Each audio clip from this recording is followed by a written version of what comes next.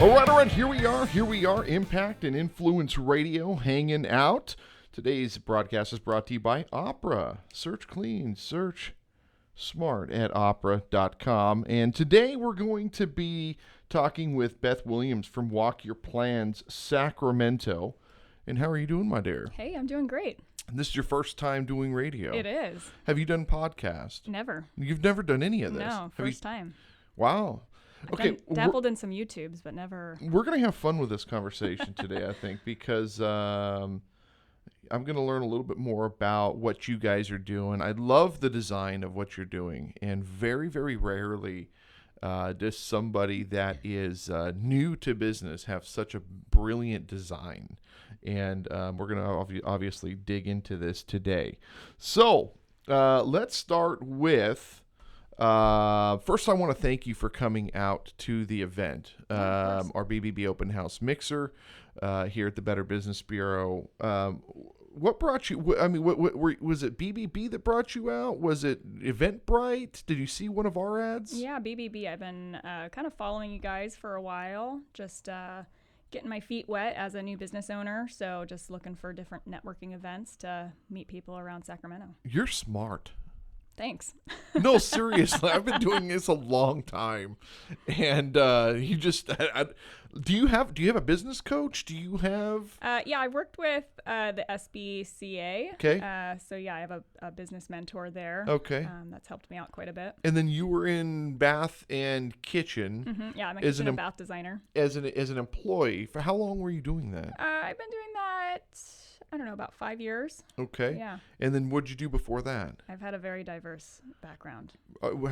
Did you go to school and all that stuff? I did, yeah. So I'm from the Midwest. I'm from South Dakota. Okay. I went to the University of South Dakota, my USD. I know that's different out here, but it's South Dakota Yotes.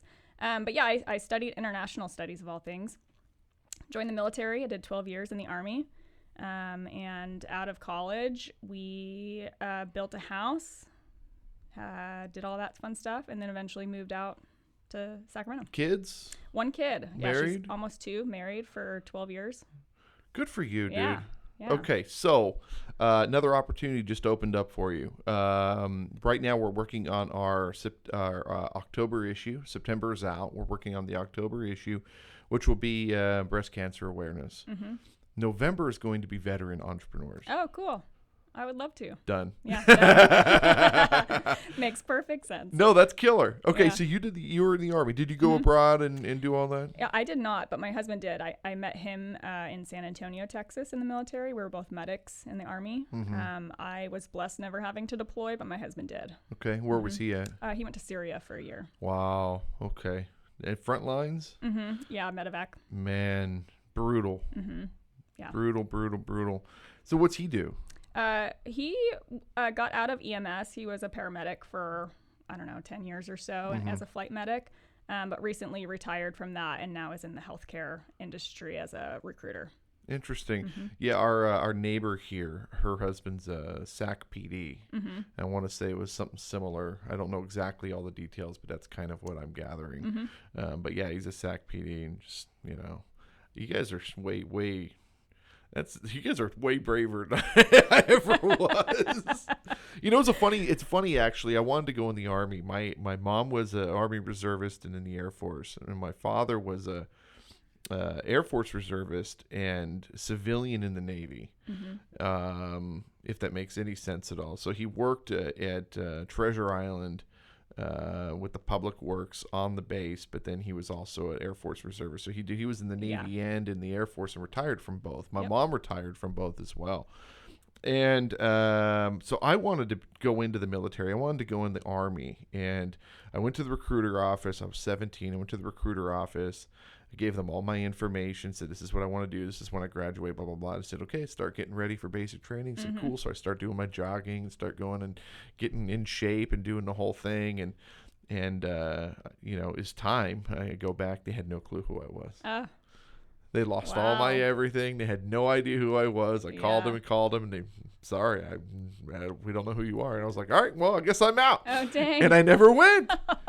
So, yeah. Yeah, and if I remember correctly, I don't remember if they were doing drafts or anything, but they were really, really looking for, because we were just wrapping up at the time. This is late 90s, so they were just wrapping up. What was that, Desert Storm? Operation Desert Storm? Is that when that was? No, that was in the 2000s. Was it? Yeah. I'm trying to remember which one. But yeah, they were looking, and they forgot who I was, apparently. Yeah. So I guess I joined at an interesting time. They're like, "Oh, you want $20,000 to join?" I'm like, "Yes, I do. Sign me up." Wow. Wow. Yep. Crazy stuff. That's fun. All right, so you got into bath and kitchen and did this for 5 years. And then what presented you to build Walk Your Plans Sacramento? Like, where did this come about? Yeah, so I love what I do as a kitchen and bath designer. It's super fun. I get to work with clients every day during a really stressful time in their lives, going through a remodel.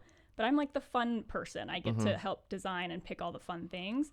But it's kind of crazy working with folks who are spending a ton of money. They don't do this all the time. They do this maybe once in their lives, doing whether it's a full home remodel, just a kitchen remodel, or building a brand new house.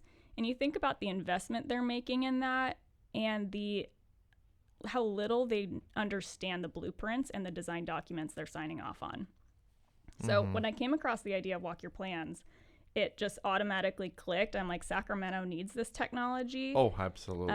Because it's basically, we project life-size plans in a warehouse. So you can walk through your blueprints life-size before you lay the first hammer, before you lay the foundation, and really understand what you're about to build and what you're about to spend all your money on.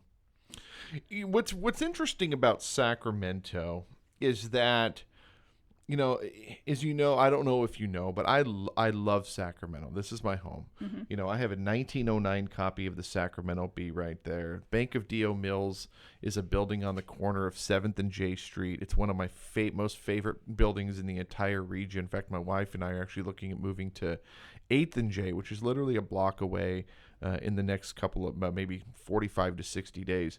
And there's 2 checks on the wall there from 1899 to 1901 from the Bank of D.O. Mills. This was during when J Street was just dirt roads. And you look at where Sacramento has come. In 1962, they took M Street and built it into Capitol Mall, which is reminiscent of Pennsylvania Avenue in Washington, D.C. And that's our beautiful Capitol corridor that we've got now with the Tower Bridge and the whole bit. The point of all of this is Sacramento is the home of California. And it's always been a small town. It's always been this like tiny little town. In fact, before Macy's closed, when Macy's was built in 1963, it was the largest department store in the Sacramento region. To think that's crazy. And look at how much Sacramento is growing.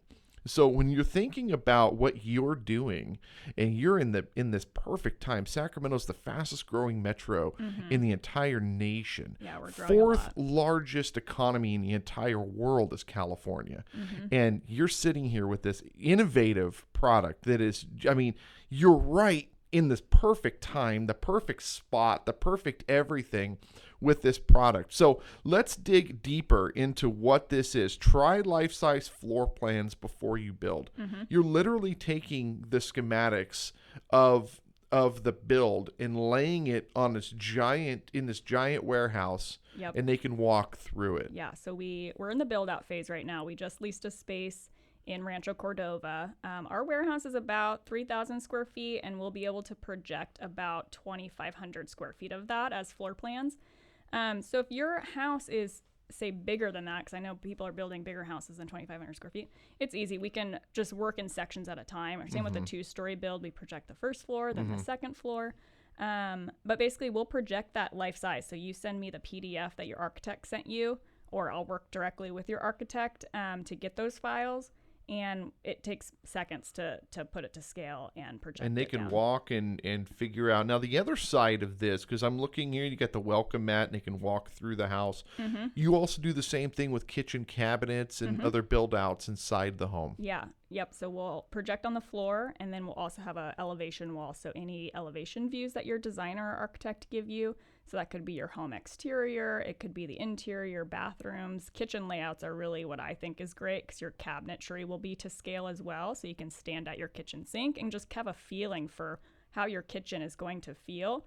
And what I love about the Walk Your Plans technology is that it's very collaborative. So you can do this with your entire family. You can have your kids running around in your new house before it's built and really feel and how you guys are going to live in that house before any wall goes up. That's incredible. That's absolutely incredible. I'm just, my brain is processing. I'm looking at these things and I was thinking to myself, like, realistically, you could even, you could put the furniture in there and all that stuff. Absolutely. We actually recommend that, especially if you're working with a designer or the architect that can do that. If you have a specific size dining room table, for example, have them put that in the plan because now you can walk around it as if that furniture was there. Same with a king size bed or a queen size bed, whatever it is. And one here with the family with the stroller. Yep. You can really just understand how big it's going to be. That's incredible. And so where did you come up? I mean, obviously, I mean, we're not going to get too big into the background of this thing, but like, where did you say, okay, this is what I'm going to do. I'm switching everything. I'm jumping in with both feet and I'm going to do this. Yeah. Well, I've had an entrepreneurial spirit for, I don't know, forever probably. But really in the last year or two, I've been kind of itching to do something on my own. I haven't quite figured out what it is. And as a kitchen and bath designer, that space is really, what's the word I'm looking for? Like, it's very competitive to go out on your own as a kitchen and bath designer in Sacramento. There's a ton of us and everyone is doing a really good job at it. So that kind of just didn't really speak to me. So when I came across Walk Your Plans, and I'll be the first to say this wasn't my baby, my brainchild. It's a licensing opportunity. So our national location is in Cleveland, Ohio. And I think right now there's 15 open locations with that growing pretty exponentially. And I'll be the third location in California to open. LA is currently open. Orange County's next. And then it'll be me. That brings you all of the Bay. That brings you Northern California. That brings you Nevada. That's awesome, dude. You're onto something huge here. I really, came across this, went out to Cleveland, saw it in person. I was just like, we need this in Northern California. What'd your husband say? He is totally on board with me. Well, yeah, it has to be. It's ridiculous. It's definitely more of a leap for him. I think I'm more of just like, let's do it. We'll figure it out as we go. That's all business is. Yeah, and Lucas, dead my husband, serious. was just kind of like, oh, well, let's see if the numbers work and blah, blah, blah. Here we are. This one of the things I've learned about business. I showed you my retail stores I've built in the past. I've had 3 of them now. And you could sit there all day long and do projections and do case studies and look at the numbers and let's see how much traffic is going to come in. You can sit there. The big companies do it and they fumble. Look at Porsche. Porsche's got more money than anybody.